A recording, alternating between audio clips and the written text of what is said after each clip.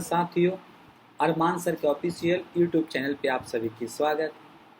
आज आप सभी के सामने फिर हम STET 2025 के लिए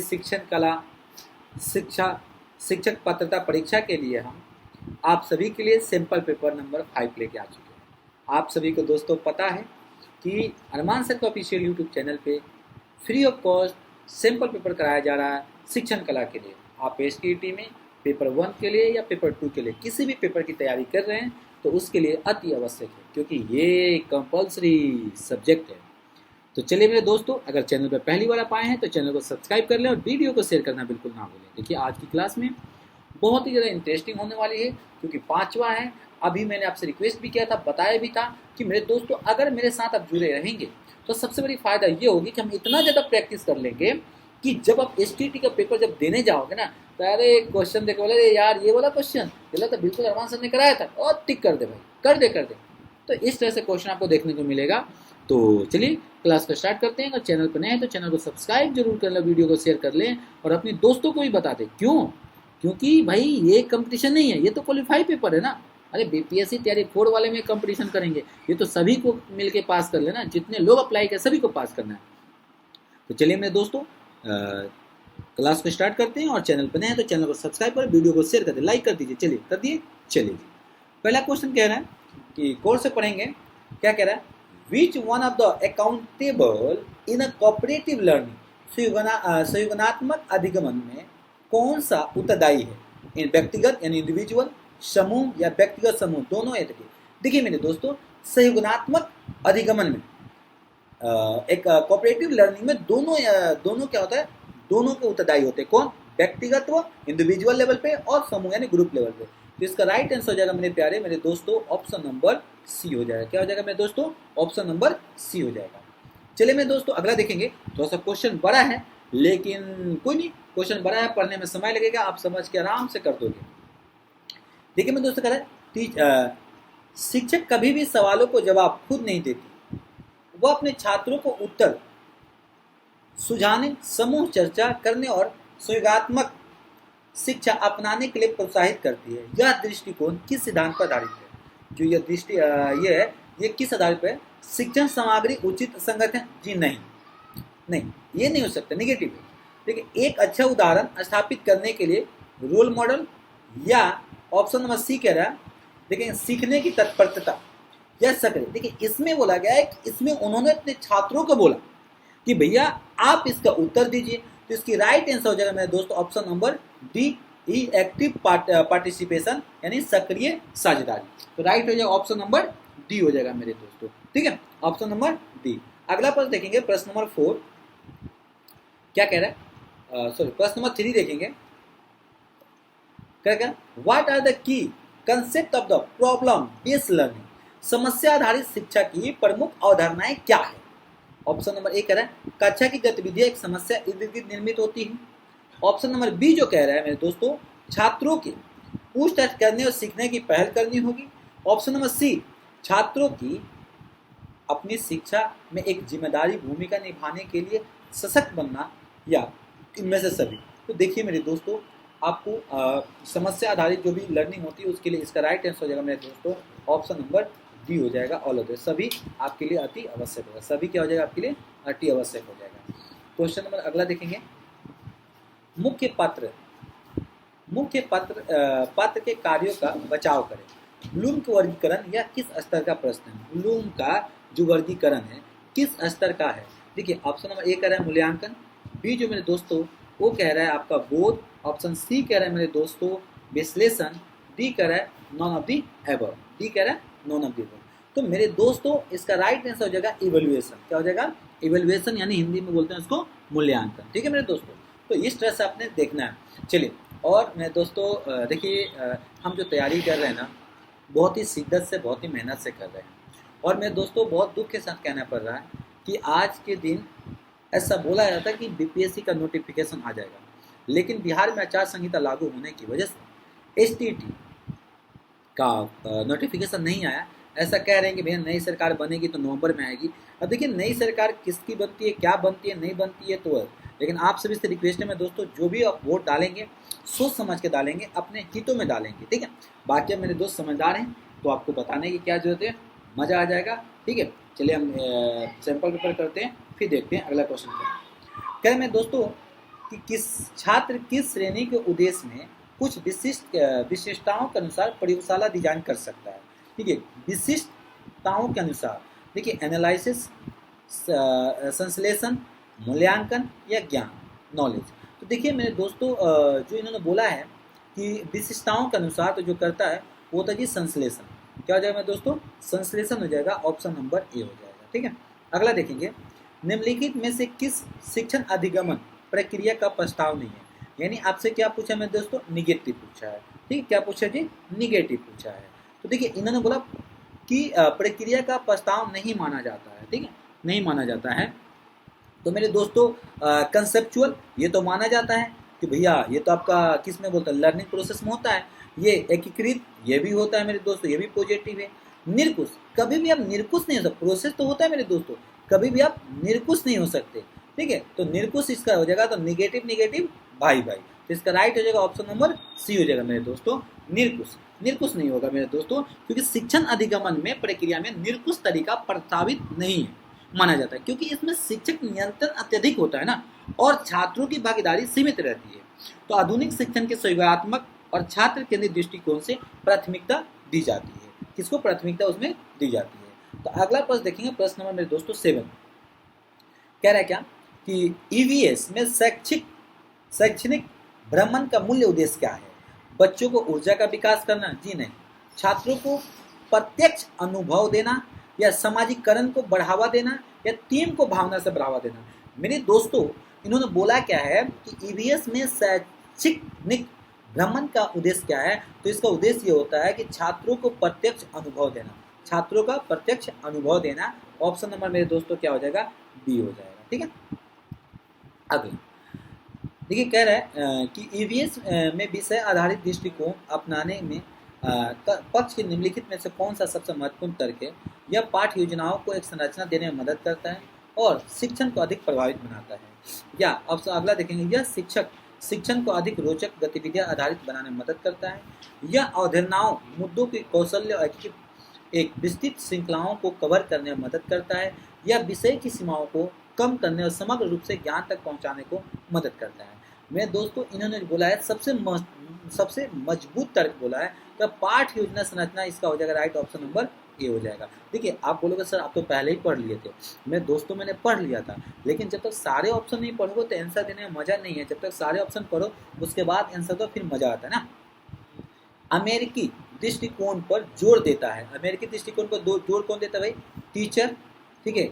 टीचर का विषय वस्तु प्रस्तुतिकरण, सीखने का उद्देश्य या विधिया, ठीक है। इनमें जो सबसे इंपॉर्टेंट है जो दिया जाता है वो लर्निंग ऑब्जेक्टिव पर दिया जाता है, किस पे, लर्निंग ऑब्जेक्टिव, यानी सीखने के उद्देश्य पे ज़्यादा जोर दिया जाता है अमेरिकी दृष्टिकोण के हिसाब से। तो ऑप्शन नंबर में दोस्तों सी हो जाएगा, ठीक है। अगला देखेंगे, समय सीमा बनाने के लिए प्राथमिक या द्वितीय स्रोतों को देखना, इसका एक उदाहरण है मूल्यांकन, विस्तृत करना, संकलन करना या अवशेषण करना। तो मेरे दोस्तों इन्होंने बोला कि समय सीमा बनाने के लिए प्राथमिक और द्वितीय स्रोतों को देखना, तो एक्सप्लोर करना हो जाएगा, अवशेषण करना, राइट, ऑप्शन नंबर डी हो जाएगा, ठीक है, डी। अगला, सूक्ष्म शिक्षण में एक विद्यार्थी शिक्षक एक छोटा पाठ को डैश पढ़ाता है, लार्ज ग्रुप को, स्मॉल ग्रुप ऑफ पीपल्स को, द होल स्कूल स्टूडेंट को। देखिए भाई हमने क्या माइक्रो टीचिंग में ना एक स्मॉल ग्रुप को पढ़ाते हैं, ऑप्शन नंबर में दोस्तों क्या हो जाएगा, बी हो जाएगा। क्या हो जाएगा मेरे दोस्तों, ऑप्शन नंबर बी हो जाएगा, ठीक है। तो अगला प्रश्न देखेंगे, बहुत ही ज़्यादा प्यारा है, बहुत ही ज़्यादा प्यारा है। कह रहे क्या, डैश सूक्ष्म शिक्षण का उद्देश्य क्या है, शिक्षकों में शिक्षण कौशल विकास करना, बिल्कुल सही बोला है इन्होंने, ठीक है, ये हो गया। लेकिन बाकी भी पढ़ लेते हैं, ठीक है, ऑप्शन तो ये तो लग रहा है लेकिन बाकी पढ़ते हैं। विद्यार्थी की क्षमता को विकास नहीं करना है, ठीक है। अगला करेगा छात्रों को फीडबैक, ये फीडबैक भी नहीं आता है, और नॉन ऑफ दी अबव, तो इसका राइट हो जाएगा option number A is right answer हो जाएगा। अगला देखेंगे, टीम शिक्षण का वर्णन इस प्रकार किया गया है, चिकित्सा के क्षेत्र में एक नया विचार, नहीं, शिक्षा के क्षेत्र में एक नया विचार, ठीक है, और इंजीनियरिंग के क्षेत्र में नया विचार, वाणिज्य, इन्होंने बोला क्या, टीम टीचिंग। तो टीचिंग किसके अंदर आएगा, शिक्षा के अंदर आएगा ना मेरे दोस्तों। तो क्या हो जाएगा, शिक्षा के क्षेत्र में एक नया विचार, ऑप्शन नंबर बी राइट हो जाएगा। अगला देखेंगे, अगला क्वेश्चन देखेंगे, बहुत ही प्यारा है, मजा आ जाएगा। देखिए कह रहेगा शिक्षार्थी केंद्रित शिक्षण की ओर ले जाता है, किसके तरफ ले जाता है, समग्र विकास की तरफ, बढ़ती गतिविधियां की तरफ, या रुचि की तरफ, या देखिए जो ये जो होता है ना, क्या बोलते हैं आपको, शिक्षार्थी केंद्रित शिक्षण, वो आपको हॉस्टिलिटी यानी समग्र विकास की तरफ लेके जाता है। राइट हो जाएगा मेरे दोस्तों, ऑप्शन नंबर ए हो जाएगा, ठीक है, ऑप्शन नंबर ए हो जाएगा, ठीक है मेरे दोस्तों। तो अगला देखेंगे क्या कह रहे हैं, कह रहे क्या, क्वेश्चन को पढ़ेंगे, रचनात्मक कक्षा में बच्चों को ये संज्ञात्मक जुड़ाव को सुगम बनाया जा सकता है, बच्चों की बातों को लेकर, एक शिक्षक की भावनाएं से, बच्चों के बीच सकारात्मक संबंध से, या बाहर, देखिए बाहरी वाला तो आएगा नहीं, तो जहां जहां चौथा है उसको खत्म कर दीजिए, जहां जहां चौथा है उसे खत्म कर दीजिए। हाँ, बच्चों की बातों तो हो सकती है, बच्चों को बातों को लेकर तो हो ना, ये पॉजिटिव है, शिक्षा की भावनाएं भी देखी जाती है, तो इसका राइट है ऑप्शन नंबर सी हो जाएगा, ऑप्शन नंबर सी हो जाएगा, ठीक है। अगला देखेंगे, टीडी विल्सन द्वारा सूचना खोज शब्द किस वर्ष गढ़ा गया था, सूचना जो शब्द था यह किस वर्ष गढ़ा गया था, ठीक है। जल्दी से आप कमेंट करिए अगर आपको पता है तो, जल्दी से मैं दोस्तों कमेंट करिए अगर आपको पता है तो। 1951 में, 91 में, 1981 में, 1960 में, 1970 में, तो ये जो गढ़ा गया था मेरे दोस्तों 1981 में गया था, ऑप्शन नंबर मेरे दोस्तों बी हो जाएगा, क्या हो जाएगा, बी हो जाएगा। अगला देखेंगे, बुद्धि लब्धि IQ, ठीक है, IQ की अवधारणा दी थी, किसने दिया था, गेल्टोन के द्वारा, बीने के द्वारा, स्टर्न के द्वारा, या टर्मन के द्वारा। तो ये जो इन्होंने दिया था वो दिया था आपको, ये इसकी जो दिया था वो आपको दिए थे स्टर्न के द्वारा दिया गया था, राइट है जो ऑप्शन नंबर सी हो जाएगा, ऑप्शन नंबर सी हो गया। और ये मेरे दोस्तों कब दिए थे, 1912 में दिए थे, कब दिए थे मेरे दोस्तों, 1912 में। तो अगर ये पूछता है कि कब दिया गया था तो 1912 में दिया गया था, किसके द्वारा दिया गया था, तो अस्टन के द्वारा गढ़ा गया था, ठीक है। इसका राइट हो जाएगा ऑप्शन नंबर मेरे दोस्तों सी हो जाएगा, क्या हो जाएगा, सी हो जाएगा। अगला देखेंगे, अब बोलोगे सर देखेंगे क्या, क्वेश्चन हुआ तो दिख ही नहीं रहा, अरे मेरे दोस्तों क्वेश्चन हुआ तो है, वही बात है ना कि कभी कभी क्या होता है, व्हाइट को व्हाइट हो जाता है तो आपको दिखता नहीं है, तो कोई नहीं, हम उसको चेंज कर लेंगे मेरे दोस्तों, आपके लिए तो हर चीज़ हाजिर है, ठीक है। अगला देखेंगे, करे क्या, मूल्यांकन के साथ कठिनाई यह है कि इसे अक्सर आकलन समझ लिया जाता है, आकलन का उपयोग किया जाता है डैश के रूप में, शिक्षण सहायक सामग्री के रूप में, मूल्यांकन के लिए उपकरण, शिक्षण विधियां, या निर्देशात्मक। सर निर्देशात्मक नहीं होता है, ये मेथड भी नहीं है, इसका राइट हो जाएगा option number B, tools of evaluation, option number क्या हो जाएगा मेरे दोस्तों, ऑप्शन नंबर बी इसका राइट आंसर हो जाएगा, ठीक है, बी इसका राइट आंसर हो जाएगा। अगला देखेंगे, निम्नलिखित में से कौन सा सीखने का अर्थ है, इनमें से कौन सा सीखने का अर्थ है, पूर्णतता या विशेषज्ञता प्राप्त करना, जी नहीं, ठीक है, ज्ञान की प्राप्ति, हाँ ये तो है ज्ञान की प्राप्ति, आत्मज्ञान, ठीक है, इन्होंने किस में, तो सबसे अच्छा कहता है इंसान के व्यवहार में परिवर्तन हो जाएगा, तो सबसे बेस्ट इसका हो जाएगा ऑप्शन नंबर डी हो जाएगा, ऑप्शन नंबर डी। अगला देखेंगे, समाज में रूढ़िवादिता एवं अनैतिकता रीति रिवाजों का प्रचलन के कारण क्या है, गरीबी, जाति व्यवस्था और वर्ग में अंतर, जागरूकता की कमी और अशिक्षिता, या धार्मिक कट्टरपंथता, या धार्मिक कट्टरपंथता। तो जो सबसे बड़ी जो समाज में कमी है मेरे दोस्तों वो है lake of awareness and illiteracy, जागरूकता की कमी और अशिक्षा, ये बहुत ही बड़ा खतरा है समाज में, इसका राइट हो जाएगा ऑप्शन नंबर सी। आकलन मात्रात्मक और प्रक्रिया दोनों है, शक्तिशाली है, सही है, मात्रात्मक है या गुणात्मक है। तो देखिए इन्होंने आपसे क्या पूछा है मेरे दोस्तों कि आकलन जो होता है क्वालिटेटिव होता है, क्या होता है, गुणात्मक हो जाएगा, इसका राइट ऑप्शन नंबर डी हो जाएगा, क्या हो जाएगा, ऑप्शन नंबर डी हो जाएगा मेरे दोस्तों। अगला देखेंगे, 4 प्रकार के आकलन या मूल्यांकन, रचनात्मक आकलन, युग्मात्मक आकलन, नियंत्रण आकलन, और चौथा कौन सा होता है, जल्दी बता दो, मात्रात्मक, गुणात्मक। देखिए अभी तो आपने पढ़ा है ना कि चौथा भी मैंने आपको बताया, क्या बताया भाई, साप्ताहिक। देखिए सबसे जो लास्ट होता है नैदानिक आकलन, ऑप्शन नंबर हो जाएगा अभी इसका डी, ऑप्शन नंबर डी हो जाएगा। अगला देखेंगे, तरह का इनमें से कौन सा रचनात्मक मूल्यांकन का लाभ है, कौन सा रचनात्मक मूल्यांकन का लाभ है? छात्रों के प्रदर्शन एक व्यापक दृष्टिकोण प्रदान करता है? जी नहीं है। ठीक है। निर्देशात्मक निर्णयों से हस्तक्षेप का मार्गदर्शन करता है? हाँ, ये बिल्कुल सही है। छात्रों की तुलना की अनुमति? जी नहीं। ठीक है, तो इसका हो जाएगा राइट ऑप्शन नंबर बी हो जाएगा। क्या हो जाएगा? ऑप्शन नंबर बी हो जाएगा। अगला देखेंगे मेरे दोस्तों, सामग्री की रूपरेखा है पाठ्यक्रम, कार्यक्रम, कोर्स या सभी। देखिए मेरे दोस्तों, सामग्री का इन्होंने बोला है ना, तो सामग्री का जो रूपरेखा है वो किसके लिए है? तो सामग्री की रूपरेखा तो बेटा मेरे दोस्तों पाठ्यक्रम सिलेबस के लिए होता है, तो इसका राइट हो जाएगा ऑप्शन नंबर ए हो जाएगा। ऑप्शन नंबर ए हो गया। ठीक है, अगला देखेंगे क्वेश्चन नंबर 25।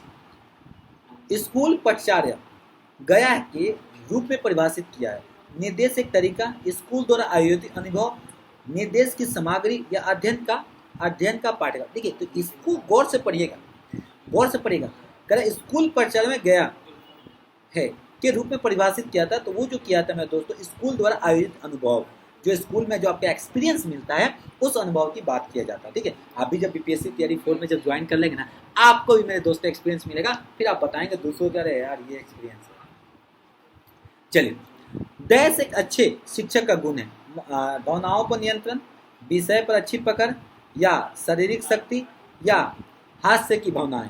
देखिए, एक अच्छे शिक्षक की गुण क्या है? आप भी एक अच्छे शिक्षक बनने वाले हैं, तो आप भी बता दीजिए एक अच्छा शिक्षक की गुण क्या है। देखिए, अच्छा शिक्षक का गुण है कि जिस सब्जेक्ट को पढ़ाते हैं उस सब्जेक्ट पे उनकी अच्छी से पकड़ हो जाए। Option number B.